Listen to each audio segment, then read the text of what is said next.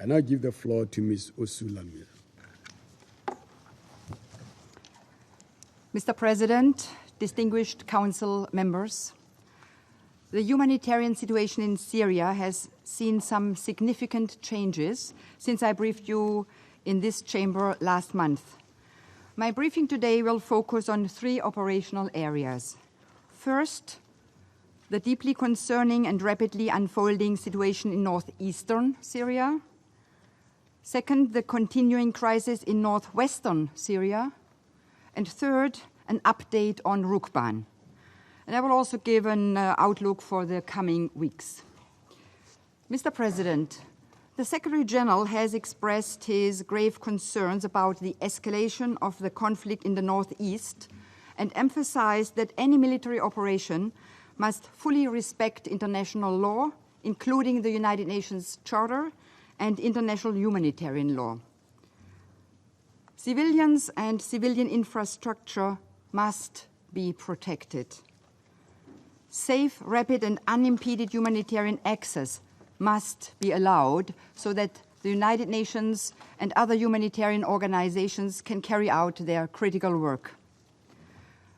Since the beginning of the military operation by the Turkish Armed Forces and allied non-state armed groups in northeast Syria earlier this month, the Office of the High Commissioner for Human Rights has received concerning reports of civilian casualties and damage to critical civilian infrastructure. The military operation has severely impacted the humanitarian situation. The United Nations has received assurances from the government of Turkey that every effort is being made to ensure the protection of civilians and of the infrastructure they rely on. The hostilities have triggered large population movements. In the last 2 weeks, almost 180,000 people, including close to 80,000 children, have fled south from the border areas between Turkey and Syria. People must be allowed to seek safety and move freely. Most are sheltering with friends and family. Others are in displacement camps or collective shelters. As fighting subsided in some areas in recent days, some of those displaced have started to return. More than 10,000 people have fled to Iraq since the start of military operations in the northeast. The United Nations remain deeply concerned about the prospects of further hostilities along the Turkish-Syrian border and the impact on civilians, including further displacements. Mr. President, the largest surge in hostilities in northeast Syria the latest surge in hostilities in northeast Syria compounds an already dire humanitarian situation. Of the 3 million people in the northeast, 1.8 million were already in need of some form of humanitarian assistance even before recent developments. About 710,000 were displaced. Prior to the escalation, the United Nations and its partners were reaching 1.25 million people on average every month with life-saving assistance such as food, shelter, water, sanitation, hygiene, and health care. Humanitarian actors continue to deliver despite facing serious challenges on the ground, including hostilities and an unpredictable security environment. Many organizations work cross-border from Iraq. They had to evacuate or relocate international staff. Some have had to temporarily limit or suspend operations due to the deteriorating security situation and concerns about access because of new parties gaining control of the areas where they operate.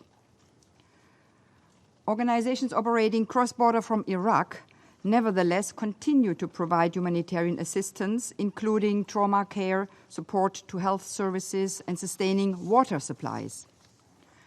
While national staff continue to work tirelessly to assist those in need. Their capacity is stretched. To meet immediate needs, the United Nations has since October the 9th provided food to more than 286,000 people across Al-Hasakeh and Araka governorates, as well as 10 tons of medicine to Kamishli National Hospital. Winter supplies are being provided to the most vulnerable. Safe water, sanitation, and hygiene efforts continue, and polio campaign is ongoing with the support of the United Nations Children's Fund. The United Nations Refugee Agency, together with the International Organization for Migration, is supporting people arriving in Iraq with shelter, core relief items, and protection services. There have also been efforts to ensure stocks are in place to scale up as needed. The World Food Programme is ensuring that there is food on hand for about 500,000 people for 1 month. In Kamishli, the World Health Organization has pre-positioned 314,000 medical treatments, including trauma kits, that will be distributed to medical facilities in the area. Following the United Nations engagement with the government of Turkey, a technical team comprised of Syrian Arab Red Crescent and local water and electricity department technicians was able to access the Aluk water station, which provides water to over 400,000 people across Al-Hasakeh, and to temporarily restore the water flow after it was put out of service in the hostilities. They also restored electricity in Ras Al Ain. These are significant achievements, but they are no substitute for sustained services that can only be ensured if the parties take all feasible precautions to avoid civilian harm and ultimately put an end to the hostilities.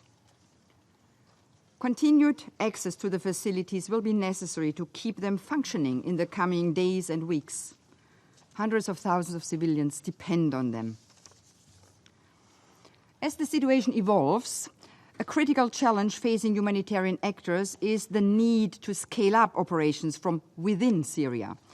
To achieve this, we will need all parties to facilitate safe, rapid, and unimpeded humanitarian access via land and air routes to transport humanitarian supplies, along with an expansion of humanitarian capacity in the northeast. The United Nations leadership on the ground is working with all relevant parties to achieve this. The Syria Humanitarian Fund, supported by 16 donors, is planning a $15 million allocation for the Northeast. Replenishing this fund will be critical.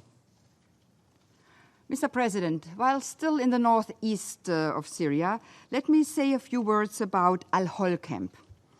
We have provided regular updates on the situation in the camp, where about 68,600 people reside, 94% of them women and children, and 55% of the children are under 12 years of age. Their situation is desperate. As the Secretary General has noted, member states have the primary responsibility for their own nationals, and policies and actions that lead to statelessness should be avoided. Humanitarian organizations are monitoring how the evolving situation throughout the northeast might impact the civilian population in the camp. Despite a reduced presence, humanitarian actors continue to provide critical humanitarian services. However, more support is needed to ensure that adequate protection and humanitarian assistance can be provided over the coming weeks and months. Mr. President, I would now like to speak about the situation in the northwest. About 3 million people live in extremely difficult conditions in the Idlib, this de-escalation area in northwest Syria. We must also ensure that the situation there receives the attention and priority it deserves. About 2.1 million people depend on humanitarian aid, and 1.6 million are displaced, many of them having been forced to move multiple times in search of safety. The hostilities in the northwest have subsided following the announcement of a ceasefire on August 30th, but worrying signs of insecurity remain. There have, however, been recent reports of an uptick in hostilities. Between October 18th and 20th, the highest number of attacks were reported since the start of the ceasefire agreement, mostly affecting the southern parts of Idlib. We remain extremely concerned about the impact a further escalation of fighting might have for civilians, including further mass displacement for those forced to flee and the communities receiving them. More than 400,000 people were already displaced between May and September this year and are sheltering in camps and informal sites in Idlib and Aleppo governorates. Most are in densely populated areas. In the north, close to the Turkish border. Some people are still in the open air without adequate shelter, and many will struggle to survive in colder temperatures. Although the academic year began in September, many school-aged children are deprived of education because of overcrowded learning facilities in the receiving communities, the heavy damage sustained by schools, the use of schools to house displaced people, and the lack of learning supplies and materials.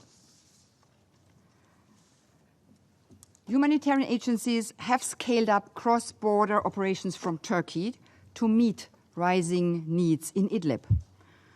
The past months have seen the highest number of trucks passing through the United Nations monitoring mechanism cross-border operations in Bab al-Hawa and Bab al-Salam since its inception in 2014. Food aid has nearly doubled in 2019 from reaching 560,000 civilians in the month of January to reaching 1.1 million in September through this cross-border operation. Tens of thousands more have received other services and support, such as winter clothing, household items, clean water, shelter, emergency nutrition, and protection services. The Undersecretary General and Emergency Relief Coordinator visited the border region between Turkey and Syria earlier this month to assess the relief operation. And he noted that the human cost of failing to renew the Security Council's decision to authorize the United Nations and partner cross-border operations would be immense. So if UN cross-border deliveries were to be halted, civilian suffering would increase, potentially leading to greater displacement, including to neighboring countries. The United Nations does not have an alternative method of delivery that could match the timeliness or reach, and it therefore remains critical to extend the United Nations Security Council Resolution 2165 for another year. Mr. President, I would now like to speak about Rukban. The situation for people in this camp on the Syrian-Jordanian border remains critical. Following the mission that delivered aid to 15,000 people in early September, a second joint mission by the United Nations and the Syrian Arab Red Crescent in late September provided additional aid and supported voluntary departures of 329 people to collective shelters in Homs. Another mission to provide transport to those who want to leave is planned to depart shortly, pending security guarantees by all parties. Meanwhile, the United Nations and the Syrian Arab Red Crescent strive to continue assisting those most in need inside the camp. A woman and her 7-year-old child who required urgent surgery were evacuated to Homs on October the 22nd to ensure they received care. As cold months approach, many in Rukban continue to request support to leave. Since late March this year, some 18,300 people have left Rukban, but thousands remain in the area and need support until alternatives are found. Mr. President, in the face of these difficult operational challenges, The United Nations and its partners continue to deliver aid to millions across Syria. Through the first half of this year, the United Nations and other humanitarian organizations reached about 6.3 million people in need on average each month. In the last 2 months, humanitarian agencies have provided assistance, including food, to more than 4 million people in need. More than 1.3 million health and medical treatments were provided to people throughout the country during the same period. Despite these efforts, and after months of intensified needs, stocks are running low and gaps have emerged and remain to be addressed. People in the northwest and northeast Syria are dependent on aid organizations to meet their basic needs.